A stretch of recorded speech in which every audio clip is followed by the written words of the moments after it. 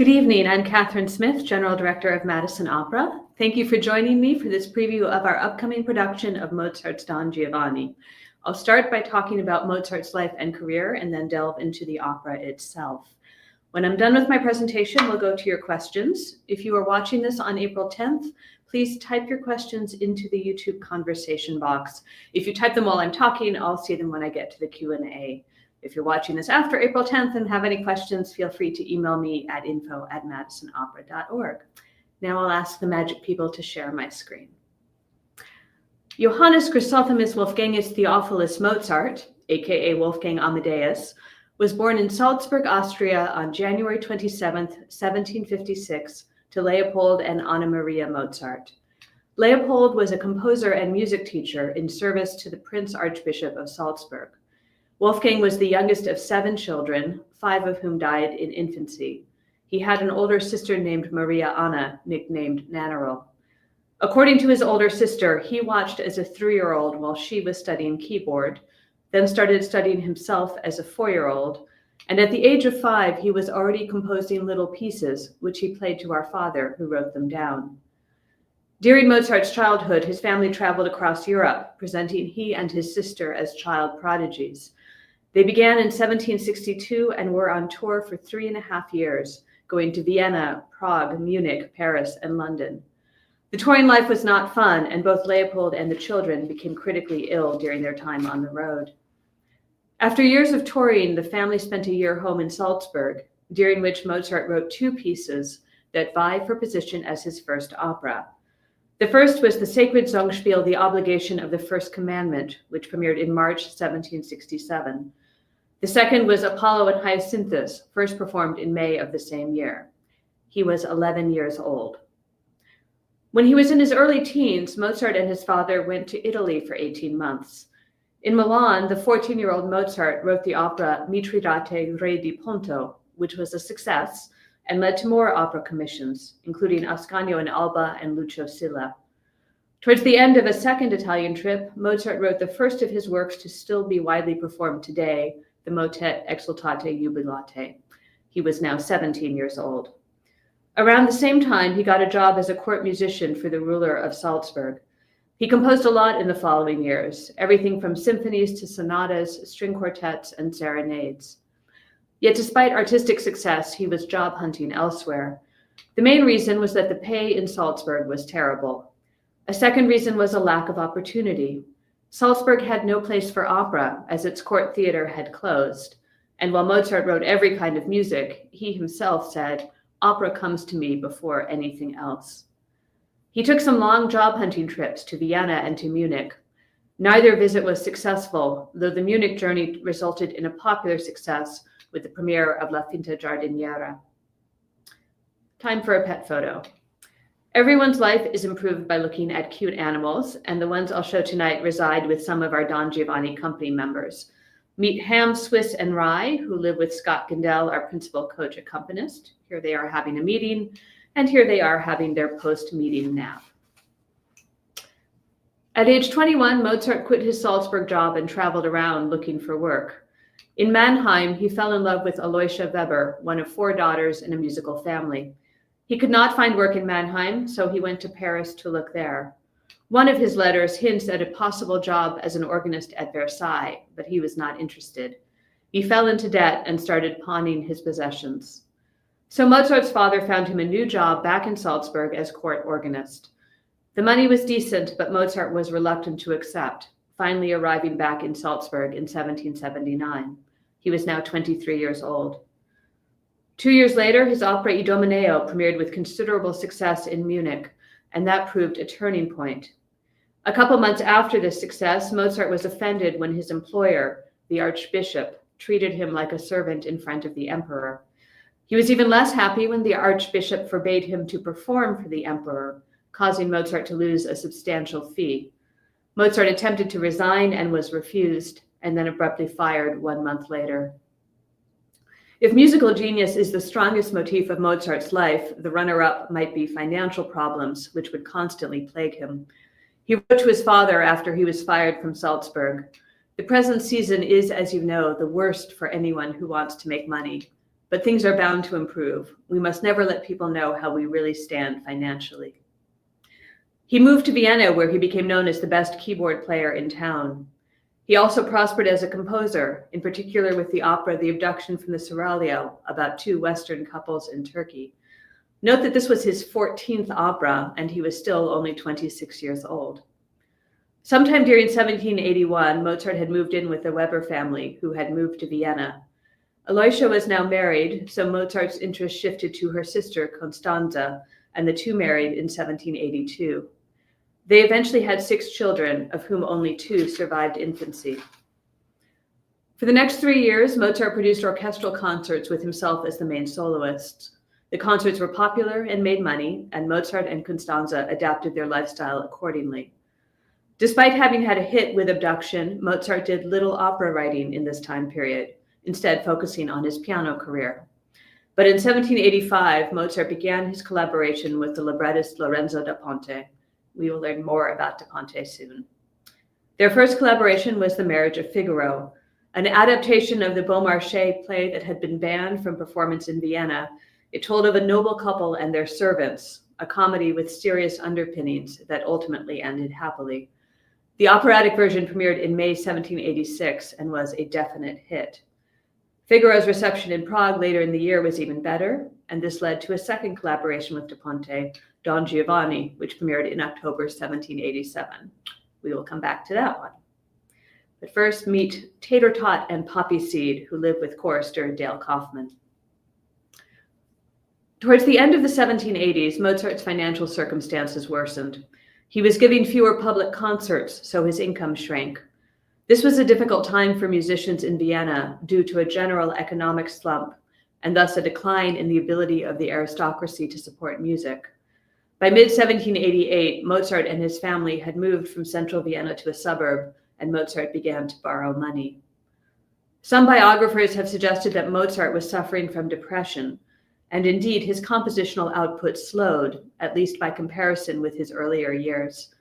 That said, major works of the period include his last 3 symphonies, all written in 1788, and the last of the 3 da Ponte operas, the comedy Così fan tutte, which premiered in 1790.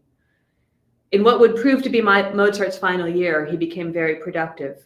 He composed a great deal, including his last 2 operas and the unfinished Requiem. His finances began to improve, and he started paying off his debts. His son Franz was born in July 1791. A few months later, Mozart fell ill while in Prague for the premiere of La Clemenza di Tito, an opera written for Emperor Leopold II's coronation. He continued to work, conducting the premiere of The Magic Flute just a few weeks later on September 30th. Mozart's health deteriorated, and he became bedridden on November 20th.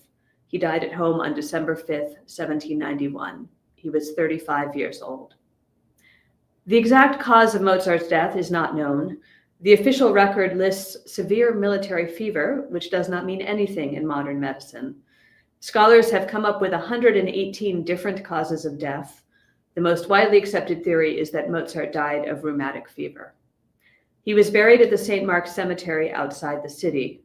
The legend says he was dumped in a communal grave and no one was there. More accurately, it was not the Viennese custom for mourners to attend a burial, and he was buried in a common grave, which referred to an individual grave for someone who was not an aristocrat. His modest funeral did not mean his death went unmourned, and memorial concerts in Vienna and Prague were well attended. In the period immediately after his death, his reputation rose, with several biographies written and complete editions of his works published.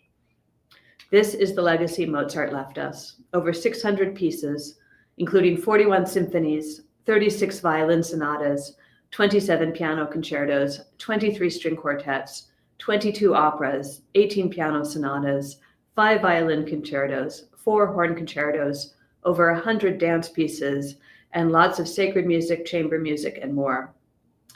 And in looking up these numbers, I stumbled on a previously unknown to me theory, which is that Mozart did not exist, as no one person could have written so much music that exhibits such a range in such a short lifetime. Have fun Googling that. So although it was not his epitaph, I particularly like this quotation from Mozart. "Music is my life, and my life is music. Anyone who does not understand that is not worthy of God." Meet Bella, who lives with chorister Katie Massey. Now let's focus on Don Giovanni. First, the story of the opera, which is set in Spain in the 18th century, give or take. Leporello, servant to the nobleman Don Giovanni, keeps watch outside the commendatore's home at night. The commendatore's daughter, Donna Anna, rushes out, struggling with the masked Giovanni. Her father emerges, challenges Giovanni to a duel, and is killed. Giovanni and Leporello escape, while Anna asks her fiancé, Don Ottavio, to avenge her father's death. The next day, Giovanni and Leporello encounter Donna Elvira, one of Giovanni's ex-lovers, who is still devastated by his betrayal. Leporello tells Elvira that she is far from the first woman to fall for Giovanni's shtick, showing her a book with the names of every woman Giovanni has seduced. Here, played by our video dog, is Ildar Abdrazakov at the Metropolitan Opera. Madamina, il catalogo questo, delle belle che amo il padron mio, un catalogo lì che ho fatt'io. Osservate, leggete con me, osservate, leggete con me. In Italia 640, in Albania 231, 100 in Francia e Turchia 91, ma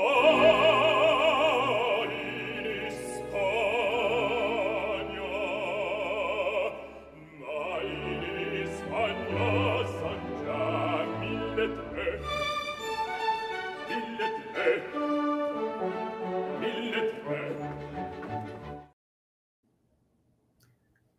Elsewhere, peasants celebrate the wedding of Mazzetto and Zerlina. Giovanni interrupts the festivities, sends Mazzetto off with Leporello, and then tries to seduce Zerlina. This is Luca Pizzaroni and Aida Garifulina at the Metropolitan Opera.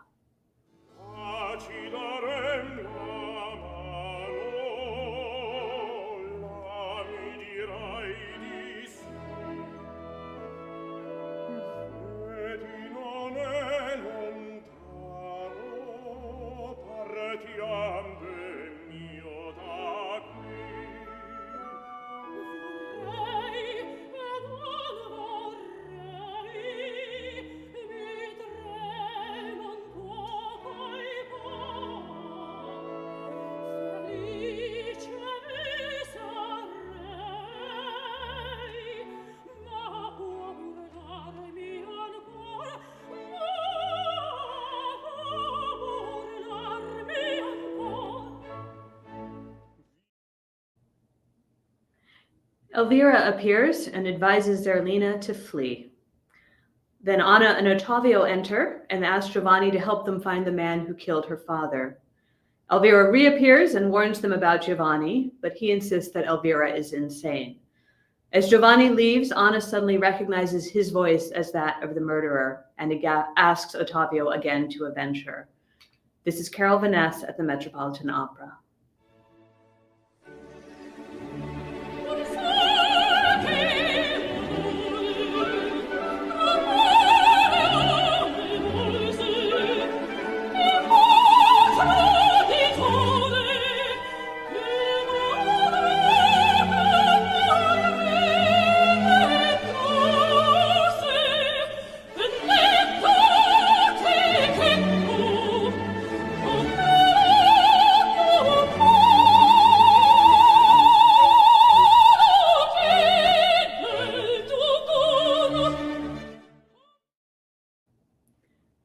Giovanni, who has invited the entire wedding party to his home, looks forward to an evening of drinking and carousing. This is Samuel Ramey at the Metropolitan Opera. Vino, parla la testa, uno che è scappato da là, sento mi piazza qualche ragazza, ecco che quella cercami là, ecco che quella cercami no, cercami no, cercami no, quello che non è, ora così, il minuetto, mi la follia, mi la rimanda, ora da là, il minuetto, fa la manda, mi la follia, fa la manda, mi la rimanda, fa la manda, e dietro tanto dall'avvocato, con questa quella, amore già, amore già, amore già, le melissa, Melissa domattina una regina deve diventare. Alle Melissa una regina deve diventare. At Giovanni's home, Zerlina asks Mazzetto to forgive her, which he does. Anna, Elvira, and Ottavio appear at the ball wearing masks. Giovanni tries to drag Zerlina into an adjoining room, but she cries for help. Anna, Elvira, and Ottavio take off their masks, and everyone accuses Giovanni of his evil deeds. This is part of the Act 1 finale from the Metropolitan Opera.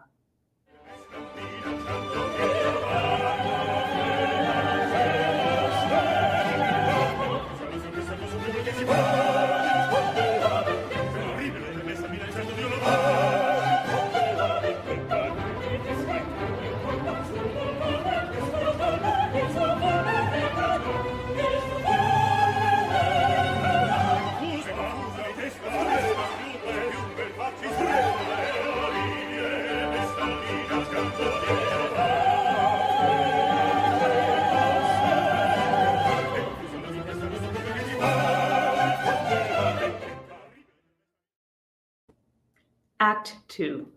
Giovanni and Leporello exchange clothes so that Giovanni can seduce Elvira's maid, while Leporello takes Elvira for an evening stroll. Mazzetto arrives with some peasants to hunt down Giovanni. The disguised Don sends them off, then beats up Mazzetto.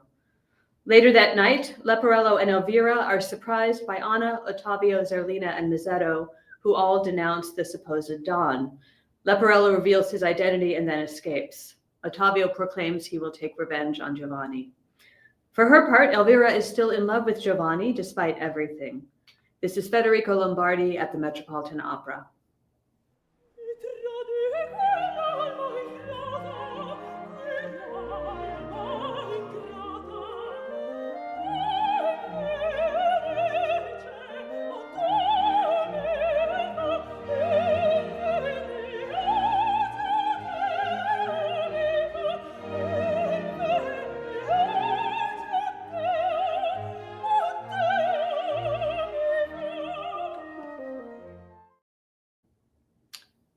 In a cemetery, Giovanni and Leporello encounter the statue of the dead Commendatore. At Giovanni's insistence, Leporello invites the statue to dinner, and the statue accepts. At dinner that night, the statue of the Commendatore enters, invites Giovanni to have dinner with him back at his place, and then asks him to repent his sins. This is Samuel Ramey and Kurt Moll at the Met.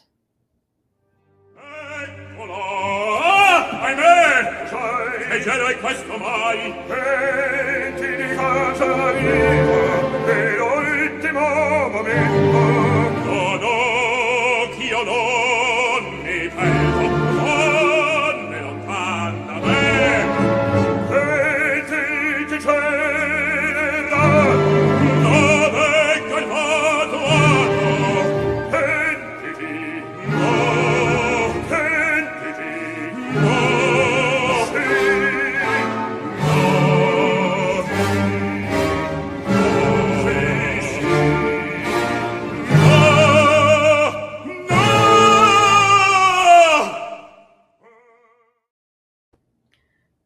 Giovanni is dragged off to hell, and the rest of the cast appears, contemplating their futures and the fate of an immoral man.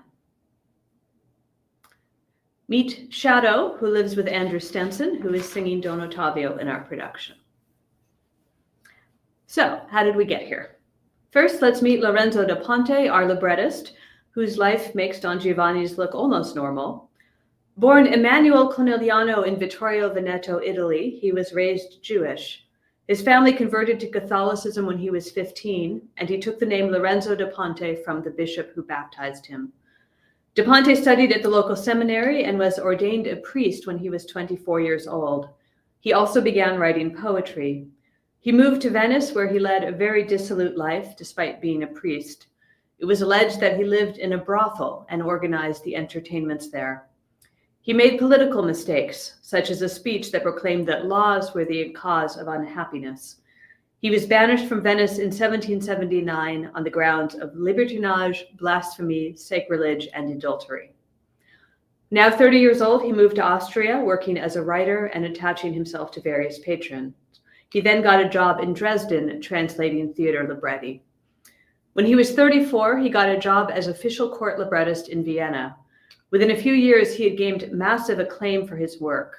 His popular success from one piece was such that he said of himself and the composer, not Mozart, "We might have had more amorous adventures than had all the knights of the Round Table in 20 years." Around the same time, he said of writing libretti, "It is one of the hardest, toughest jobs, which could have caused long-suffering Job to lose his patience. In the audience, which judges from what it sees and hears, only the poet comes to harm. He alone is considered an idiot." He held the Vienna court librettist post until the emperor who had hired him died in 1790. He traveled around Europe, then went to London, accompanied by his companion and children. After working as a grocer and Italian teacher in England, he became librettist at the King's Theatre in London in 1803. 2 years later, bankruptcy forced him to flee to the United States. He was now 56 years old.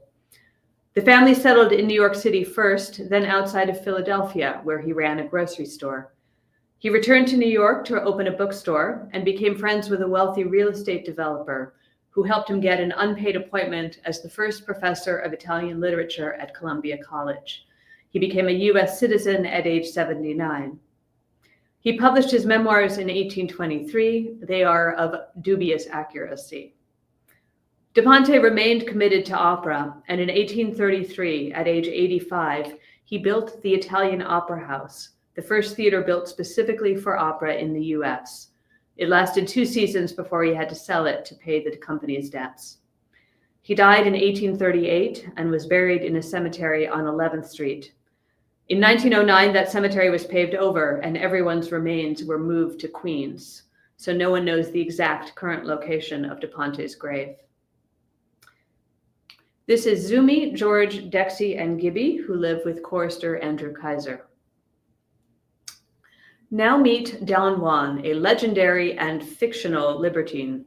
The basic legend is as follows. Don Juan is a wealthy Spanish nobleman who devotes his life to seducing women, taking great pride in his ability to seduce women of all ages and social classes. In many versions, he kills the father of a young woman he has seduced. And this leads to a final scene when Don Juan invites the statue of the dead father to dinner. What happens after that varies. Sometimes Don Juan is dragged off to hell. Sometimes he receives a divine pardon. It's believed that the first written version of the legend was El Burlador de Sevilla, the Playboy of Seville, by Tirso de Molina, a play published in Spain around 1630. In Molina's play, there are several elements that turn up in Da Ponte's libretto for Mozart. In the play, Don Juan seduces Duchess Isabella while disguised as her fiancé, Duke Octavio. He also seduces a woman named Donna Anna while disguised as her lover, and then kills her father, a military commander. Don Juan invites the statue of the commander to dinner. The statue shows up, then invites Don Juan to dinner back in the cemetery, where he serves him scorpions before killing him. There is also a peasant couple whose wedding Don Juan interrupts to seduce the bride. In various combinations, these characters are all in the Mozart opera. 35 years later, French playwright Molière wrote Don Juan or the Feast of Stone. In his version, Don Juan is a Sicilian aristocrat, not Spanish, and his amoral behavior includes religious hypocrisy and failing to pay his debts, as well as the usual sexual escapades. Molière introduces the character of Donna Elvira, who is married to Don Juan, who deserts her. The statue of the commander is indeed someone Don Juan killed, but the murder is not part of the play. Molière's Don Juan premiered in Paris in 1665, with Molière himself playing the role of Don Juan's servant. After 15 performances, the French authorities shut it down due to its political and religious subversion. Molière had to delete several scenes, particularly the ones that focused on religion. 4 years after Molière's death, a censored version was published that changed the focus entirely to Don Juan's sex life, excising the social and religious commentary completely. And mentioning Molière means I have to share this quote from him. "Of all the noises known to man, opera is the most expensive." There were a number of other theatrical versions of the Don Juan legend over the next century, including puppet shows, plays, and operas. Italian playwright Carlo Goldoni wrote his Don Giovanni Tenorio in 1735. Christoph Willibald Gluck wrote a Don Juan ballet based on Molière's play in 1761.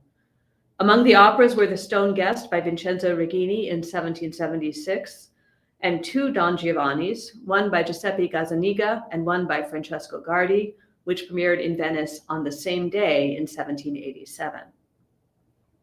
Meet Cleopatra, who lives with Ashraf Suleiman, who is singing the commendatory in our production. So, to get to Mozart's Don Giovanni, we have to go back to his Marriage of Figaro. His first collaboration with Ponte, it had premiered in May 1786 in Vienna to acclaim. The following December, it premiered in Prague, which was then part of the Austro-Hungarian Empire. Figaro was an even greater success in Prague than it had been in Vienna. A local newspaper called the work a masterpiece and said, "No piece, so everyone here asserts, has ever caused such a sensation." At the invitation of orchestra players and a few others, Mozart traveled to Prague in January 1787. He wrote to a friend, "Here they talk of nothing but Figaro, play, blow, sing, or whistle nothing but Figaro, go to no opera but Figaro, and always Figaro. A great compliment to me, to be sure." He attended a Figaro performance, then conducted the next one himself. He also gave a concert that included the premiere of his Symphony No. 38, now called the Prague Symphony. Let's talk about Prague's opera company. The impresario was Pasquale Bondini, a former singer who had made his reputation as general director of the Dresden Court Theater before being appointed head of Prague's company in 1779. A contemporary account says of him, "This impresario offers good salaries and pays promptly, a reputation he has built up over many years. He is an Italian, has an honest character, and one can trust his word." Bondini made money by producing operas people wanted to see, which meant new works. So while Mozart was in Prague, Bondini commissioned him to write an opera to premiere the following fall, i.e. in about 9 months. One scholar speculates that commissioning Mozart was a strategic move designed to enhance Prague's artistic reputation in the Austro-Hungarian Empire. Vienna was the cultural center of the empire, the place where major works usually premiered. Now Prague would premiere a major opera instead. How much Mozart was paid for this commission is unclear. Some scholars say 100 ducats, others say 450 florins. A ducat was the gold coin of Venice, a florin was the gold coin of Florence. They were equal in weight and both accepted across Europe, much like the euro. 100 ducats would have meant Mozart was paid the equivalent of about $2,600 today. 450 would have meant he was paid about $12,000 to write Don Giovanni. And we're not sure whose idea it was for Mozart to set Don Juan. We think Bondini offered Mozart the same libretto that Gazzaniga had set in February of 1787. Written by Giovanni Bertatti, it was a one-act comedy that was a show within a show, as a traveling theater company decides to perform a marvelous bit of filth to draw an audience. But Mozart wisely insisted on having a libretto by Ponte, with whom he had just had his biggest success. At this point, Mozart was 31 years old. Ponte was 38 years old. Ponte's memoirs, heavily embroidered, claimed he was writing 3 operas at once that spring, one for Antonio Salieri, one for Vicente Martini Soler, and Don Giovanni. The first day, I wrote the 2 first scenes of Don Giovanni, 2 more for the Abore di Diana, and more than half of the first act of Terrar. In 63 days, the first 2 operas were entirely finished and about 2/3 of the last. Unlike most previous versions, the title of Mozart and Ponte's opera did not incorporate the Stone Guest. Instead, the official title was Il Dissoluto Punito, ossia Il Don Giovanni, meaning the libertine punished, or Don Giovanni. And they called it a dramma giocoso, a drama with jokes. Mozart was busy in spring 1787, both with composing pieces like Eine kleine Nachtmusik and with moving homes. More significantly, Mozart's father Leopold died in late May, and there were some serious issues between Mozart and his sister over their father's estate, which was mostly left to her. Mozart began his work on Don Giovanni in summer 1787. Remember, he was composing for singers who had performed his Marriage of Figaro only a few months earlier. Thus, he knew who he was writing for and could tailor their music accordingly. This is Tippy, who has a flair for fashion and lives with our patron services manager, Bobby Goderich. Now let's meet the original cast. Don Giovanni was sung by Luigi Bassi, who had sung Count Almaviva in the Prague production of Figaro. He evidently had a good voice, but was an even better actor, although one observer called him very handsome and very stupid. He was 22 years old when he created Giovanni. Within a decade, his voice had started to deteriorate, although his acting remained strong and his career continued for decades. Donna Anna was sung by Teresa Saporiti, a 24-year-old soprano who had sung the Countess in Figaro. She would go on to sing around Europe, including in Russia. She was herself a composer and in her later years hosted a musical salon. She died at age 106. Donna Elvira was sung by Caterina Micheli, about whom we know very little. We think she sang Cherubino in Figaro. Zerlina was sung by Caterina Bondini, the main star of the Prague company, who had sung Susanna in Figaro. A contemporary described her as a young and very pretty girl, the possessor of a voice of greater purity than power. She was married to impresario Pasquale and was visibly pregnant during Don Giovanni. Leporello was sung by Felice Ponziani, who had sung Figaro. Ponziani was known for his ability to do patter arias, so the catalog aria was written specifically for that talent. Mozart liked arias to fit a singer as perfectly as a well-made suit of clothes. Don Ottavio was sung by Antonio Baglioni. We don't know much about him, but interestingly, he had sung the role of Don Giovanni in Gazzaniga's opera a few months earlier. Giuseppe Lolli sang two roles, the Commendatore and Mazzetto, a doubling that is almost unthinkable today. There is actually enough time for this. Mazzetto does not appear until after the Commendatore is dead and has just enough time for a quick costume change following the stone guest scene before coming back on to sing the finale as Mazzetto. The Estates Theater had 800 seats, which was a standard size for that time, and its orchestra was noted for its excellent wind section. The string section was only 12 players total, which is less than half of what we use now. Mozart used trombone in the Giovanni orchestration, making him the first opera composer to do so. Don Giovanni was scheduled to premiere in mid-October, specifically for the visit of Archduchess Maria Theresa and her new husband, the Prince of Saxony. The new opera would show off Prague's place in the empire. Mozart and Constanza arrived in Prague on October 4th. She was 7 months pregnant. De Ponte arrived a few days later. The two artists stayed across the street from each other and could be heard yelling back and forth as each worked on the piece. The Prague company was in the midst of its performance season, leaving only about 5 days to rehearse this new opera, and that simply wasn't enough time before the princess arrived on October 14th. Instead, the company performed The Marriage of Figaro for the royal party. Mozart wrote to a friend on October 15th, "You probably think that my opera is over by now. If so, you are a little mistaken. In the first place, the stage personnel here are not as smart as those in Vienna when it comes to mastering an opera of this kind in a very short time. Secondly, I found on my arrival that so few preparations and arrangements had been made that it would have been absolutely impossible to produce it on the 14th, that is yesterday. So yesterday my Figaro was performed. Don Giovanni has now been fixed for the 24th. A review of that Figaro performance, which was conducted by Mozart himself, said, "The zeal of the musicians and the presence of Mozart, the master, awakened a general approbation and satisfaction in their highnesses." Their highnesses left at intermission, but that's beside the point. Unfortunately, De Ponte had to leave Prague on October 15th, as he was due back in Vienna to work on one of his other operas. Since it was standard practice for the librettist to stage a new opera, that now left Mozart in charge of both the staging and the rewrites. One theory is that De Ponte asked his friend, the aging Giacomo Casanova, to step in.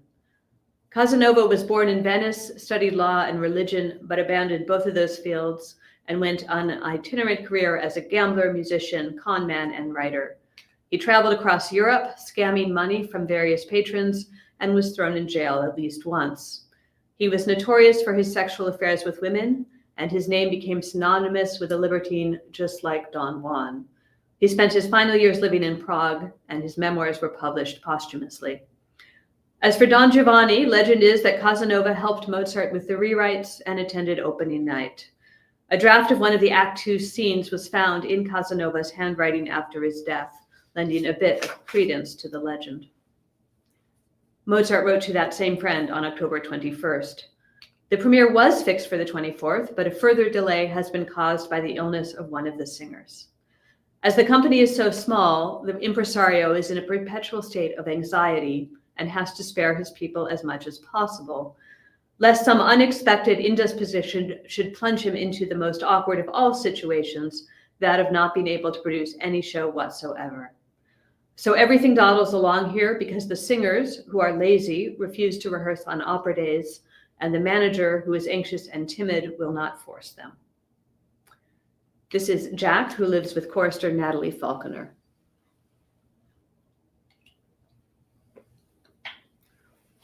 Let's talk a bit about the rehearsal process of a new opera in 1787. Mozart would have sent some of the music to the company ahead of his arrival in Prague, which was risky due to the complete lack of copyright protection.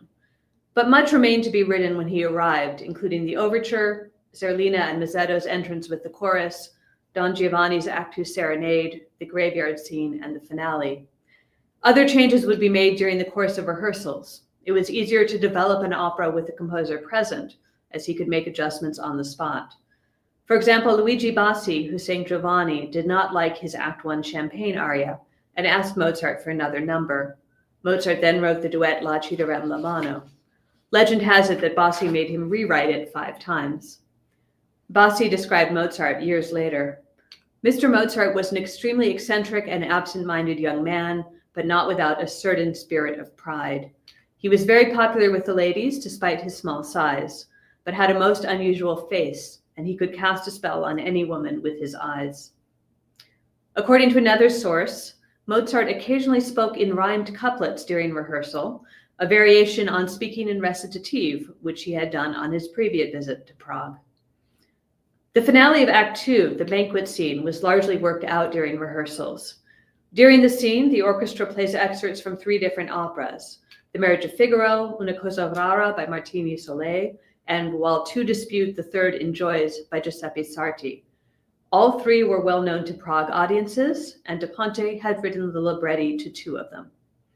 When the orchestra plays a line from one of Figaro's arias, Leporello sings I Know This One Well, and Felice Ponziani, who sang Leporello in the premiere, had sung Figaro in Prague just a week earlier. Evidently, the banquet scene continued to be improvised during performances. Bassi said later, "We never sang the scene the same from one performance to the next.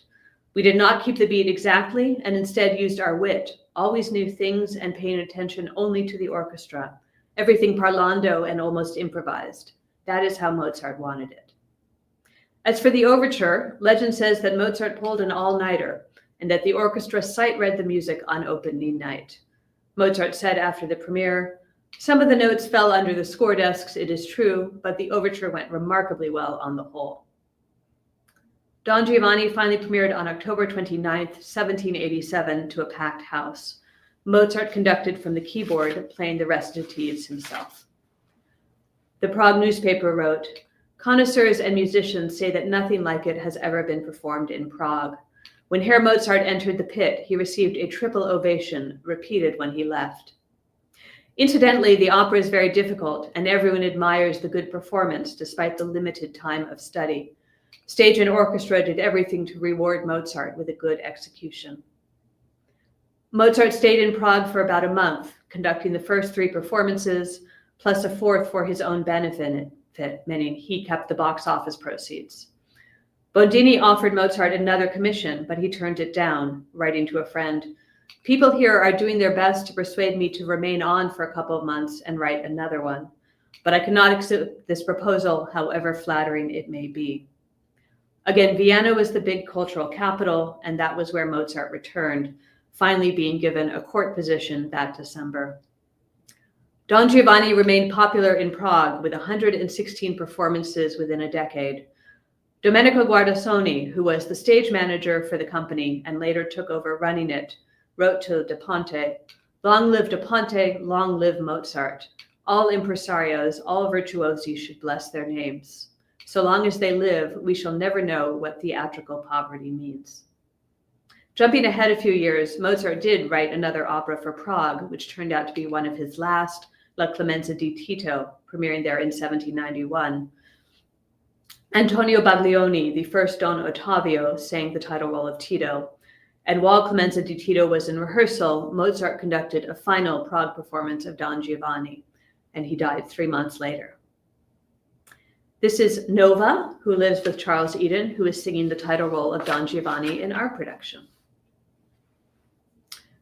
Back to 1788. In May 1788, 7 months after Don Giovanni had premiered, Mozart supervised the Vienna premiere of the work. He wrote 2 new arias for this production: Don Ottavio's Dalla sua pace, written because the Vienna tenor could not sing the aria Il mio tesoro, and Elvira's Mi tradì, written because the Vienna Elvira was a much better singer than the one in Prague. He also wrote a comic duet for Leporello and Zerlina and made changes in the finale. The Vienna cast included Francesco Benucci, the first Figaro, as Leporello, Caterina Cavalieri, the first Constanza in The Abduction from the Seraglio, as Donna Anna, and Mozart's sister-in-law and ex-girlfriend, Aloysia Weber, as Donna Anna. The show was less of a hit in Vienna than it had been in Prague. The gist of thought seemed that it was too difficult. Emperor Joseph II, who had yet to hear the opera, wrote, "Mozart's music is certainly too difficult to be sung." Another observer wrote that the music was little suited to the voice. A review of a slightly later performance wrote, "The beauty, greatness, and nobility of the music for Don Juan will never appeal anywhere to more than a handful of the elect. It is not music to everyone's taste, merely tickling the ear and letting the heart starve." This is how De Ponte recounts it. Don Giovanni did not please. Everyone except Mozart thought that there was something missing. Additions were made, some of the arias were changed, it was offered for a second performance. Don Giovanni did not please. And what did the emperor say? He said, "That opera is divine. I should even venture that it is more beautiful than Figaro. But such music is not meat for the teeth of my Viennese." I reported the remark to Mozart, who replied quietly, "Give them time to chew on it." Mozart was correct. Within a few years, Don Giovanni was performed across Europe, in Poland, in Germany, the Netherlands, and Russia. It premiered in France in 1805, in Italy in 1811, in England in 1817, and in Cuba in 1818. With popularity came parodies, such as Giovanni in London or The Libertine Reclaimed, a burlesque on Mozart's opera by William Thomas Moncrief. It played in London at the same time as the opera in 1817. And it became an even bigger success in 1820 when Giovanni was played by a woman, Lucia Vestris, who showed off her legs. So if anyone asked if there has been a gender swapped Don Giovanni, there was one 200 years ago. And as a further forgotten history fact, Lucia Vestris went on to a very successful career managing theaters in London, including running Covent Garden. Mozart's Don Giovanni premiered in the US in 1825, part of an Italian opera season put on in New York City by Manuel Garcia, who had been the first Figaro in Rossini's Barber of Seville. It was not a great performance, and Garcia, playing the title role, stopped the show during the Act I finale and told the conductor to start again. The 76-year-old Lorenzo da Ponte was at that performance. He was teaching Italian literature up at Columbia University. Indeed, he translated his libretto into English and sold it in the theater lobby. This is Seisei and Gege, who live with Li Fondeng, who is singing the role of Mazzetto with us. Like most operas in the first half of the 19th century, the popularity of Don Giovanni did not mean it was performed as the composer wrote it. For example, the Paris Opera performed it in 1834 with a new French libretto. Don Giovanni was now a tenor instead of a bass or baritone. The 2-act opera became a 5-act opera, and the plot now included Anna committing suicide at the end, followed by her funeral. Music from Mozart's opera Idomeneo and the Requiem were inserted, as was a ballet made up of other Mozart excerpts. Even leaving aside such extreme changes, all productions since 1788 have had different sets of music to choose from, the Prague and Vienna versions, and have to decide what to include. Mozart never wrote a version that included every bit of music. The Vienna duet between Zerlina and Leporello is usually cut. and companies usually choose one of Ottavio's arias rather than both. We are using the original aria, Il mio tesoro, in Madison. Elvira's aria Mi tra di is so wonderful that no one wants to give it up, although there was a practice in the 19th century of putting it in the first act rather than the second. The final ensemble, where everyone comes back on stage after Don Giovanni is dragged off to hell, was generally cut in the 19th century and not restored until later. Separate from the opera, the legend of Don Juan continued in the 19th century, with Lord Byron's epic poem published between 1819 and 1824. Alexander Pushkin wrote a short play called The Stone Guest in 1830. That play was then turned into an opera by Alexander Dargomishsky in 1872. Austrian poet Nikolaus Lenau wrote a Don Juan poem that was published posthumously in 1851. Almost 40 years later, Richard Strauss used it as the basis for his Don Juan tone poem. Yet even as the legend of Don Juan maintained its grip on the public imagination, Mozart's opera remained its most famous musical version. It was part of the Metropolitan Opera's first season in 1883, with 12 performances that year. The reviews made clear the opera's standing. Don Giovanni, properly done, ought never to fail in touching the heart and waking unlimited admiration. The casting at the Met, however, left things to be desired, and the review noted a very evident lack of familiarity with the score on the part of some members of the cast. It added, "Last night the orchestra sought away with the utmost disregard of the singers. They did not accompany, they annihilated." Giovanni remained a regular part of the Met's repertoire. It has had 584 performances there to date, not nearly as many as Bohème, Carmen, or Traviata, but more than The Marriage of Figaro. This is Jimmy Longlegs, who lives with chorister Laura Muller and is shown here in comparative length with her child. In addition to some musical challenges, Giovanni always poses one major physical challenge: how to manage the dragging of Don Giovanni off to hell. Not all theaters have trapdoors. Overture Hall does not, and open flame is obviously not a good thing. So a famous story: in one early 20th century production, the Don Giovanni was a tad overweight and the trapdoor was a tad small. So the baritone got stuck in the stage on his way to hell, still half visible, and someone in the audience called out, "Hooray, hell is full." In the 238 years since its premiere, Don Giovanni has been constantly hailed as a work of genius. Danish philosopher Søren Kierkegaard called it a work without blemish, of uninterrupted perfection. French novelist Gustave Flaubert called it, along with Hamlet and the Sea, the three finest things God ever made. In his 1903 play Man and Superman, George Bernard Shaw wrote an entire act called Don Juan in Hell that consists of a debate between Don Juan and the devil, with explicit references to Mozart's opera. Shaw himself said, "From Shakespeare and Swift I learned to write, but from Mozart I got my ideas." Composers could not stay away from Don Giovanni either. Chopin, Beethoven, and Liszt all composed variations on its music.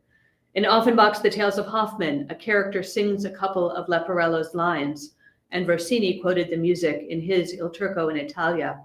Tchaikovsky said that looking at the original Don Giovanni manuscript, he was in the presence of divinity.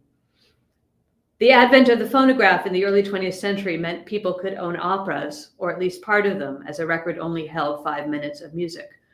The first complete Don Giovanni was released in 1936, and it required 23 double-sided discs. When television came along in the 1950s, Don Giovanni was a natural fit, with a Salzburg production filmed for TV in 1954 and an English-language version for NBC in 1960. Both starred Cesare Siepi in the title role, a bass who looked great in tights. And that's another thing about Don Giovanni. It is a rare opera with a fabulous title role for a bass or baritone. Every generation has had its star singer in that role. Antonio Scotti in the early 1900s, Ezio Pinza in the 1930s and 40s, Cesare Siepi in the 1950s and 60s, Samuel Ramey in the 1980s and 90s. In addition, many singers will go through multiple roles during their career, advancing from Mazzetto to Leporello to Don Giovanni, or from Zerlina to Donna Elvira to Donna Anna. This season, there are productions everywhere from Brazil to Latvia, China, and Spain, not to mention 9 professional productions in the US. Meet Kiko, Tiger Lily Langtry, and Dame Nellie Melba, who lived with Brian Haltener, Madison Opera's new finance officer. And yes, the real Dame Nellie Melba did sing in Don Giovanni during her career. So here we are with Madison Opera's first production of Don Giovanni in 12 years, and this is our cast. Don Giovanni is sung by Charles Eden, who sang Carl Magnus in A Little Night Music with us a few years ago. Donna Anna is sung by Katharina Burden, who debuted at Opera in the Park last summer. Donna Elvira is sung by Emily Fons, who also sang at Opera in the Park last summer and sang Rosina in The Barber of Seville with us a decade ago. Zerlina is sung by Sachi Uwashima, a former studio artist and UW-Madison graduate. Leporello is sung by Jeremiah Sanders in his debut with us. Don Ottavio is sung by Andrew Stenson, who debuted at Opera in the Park 2021. The Commendatore is sung by Ashraf Sawalem, who sang The Captain in Florencia and El Amazonas with us. And Mazzetto is sung by Li Fan Deng, one of our current studio artists. The production is directed by David Lefkowitz, who directed La Boheme and The Daughter of the Regiment here, and conducted by John Demain. Our set and costumes are traditional and come from New Orleans Opera and Utah Opera, respectively. And this is Mimi, who lives with soprano Katharina Burden, who sings Donna Anna in our production. I will close with a couple of thoughts about Mozart. First, from Albert Einstein. The music of Mozart is of such purity and beauty that one feels he merely found it, that it has always existed as part of the inner beauty of the universe, waiting to be revealed. And from Franz Schubert. A world that produced Mozart is a world worth saving. So now let's go to questions. If you're watching this on April 10th, please type your questions into the YouTube conversation box so I can see this. If you are watching after April 10th, feel free to email me at info@madisonopera.org. Okay, bum bum.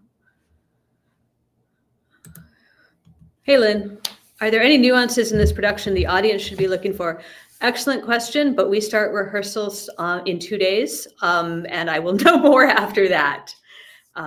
We have, as some of you may know, David Lefkowitz has come in to direct this production, and it should be really great, but I will tell you more in a couple weeks.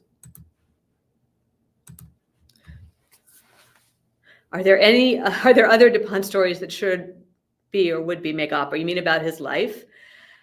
Problem is what he says and what is real is there's a blurred line between there. There have been movies made about him, and in particular, obviously, his sex life and saying that he was Don Giovanni. There's an Italian movie called like Io Don Giovanni, which is about the Ponte. I would find his New York adventures kind of interesting, I will say. Or I'd love to know something about the first Italian opera performances in the US, because Manuel Garcia was himself very interesting. So like the Opera Owl, Secondo, favorite part of our production. Again, hasn't started yet, so I'll say my favorite part is this awesome cast we have who are going to sing this music so beautifully and act it so beautifully.